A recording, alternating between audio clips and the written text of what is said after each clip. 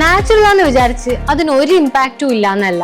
എല്ലാ തരത്തിലുള്ള ഷുഗറും എനർജീനെ ബാധിക്കും. അത് കുട്ടികളുടെ ഡയറ്റിൽ എങ്ങനെ ഉൾപ്പെടുത്തുന്നു എന്നതിലാണ് കാര്യം. ഫ്രീ ഷുഗേഴ്സ് ഭക്ഷണത്തിലും പാനീയങ്ങളിലും ചേർക്കുന്ന പഞ്ചസാര പെട്ടെന്ന് എനർജി ഉയർത്താൻ സഹായിക്കും. പക്ഷെ അതിനൊപ്പം പോഷക മൂല്യം അധികം നൽകില്ല. പക്ഷേ ഫൈബർ, പ്രോട്ടീൻ, മൈക്രോ ന്യൂട്രിയൻസ് എന്നിവയോടൊപ്പം സ്വാഭാവികമായും വരുന്ന പഞ്ചസാര പതുക്കെ ദഹിക്കുകയും കുട്ടികൾക്ക് കൂടുതൽ സ്ഥിരതയുള്ള ബാലൻസ്ഡ് എനർജി നൽകുകയും ചെയ്യും.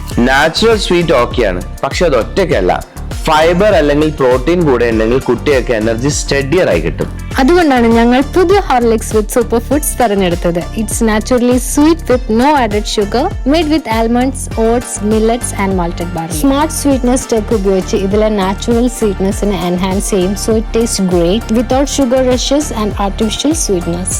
കുട്ടികൾക്ക് മധുരം കുറച്ചല്ല കൊടുക്കണം കേട്ടോ, അവർക്ക് വേണ്ടത് ശരിയായ രീതിയിലുള്ള മധുരമാണ്. ഹോർലിക്സ് സൂപ്പർ ഫുഡ് വളരുന്ന കുട്ടികൾക്ക് സന്തുലിതമായ ഊർജ്ജം.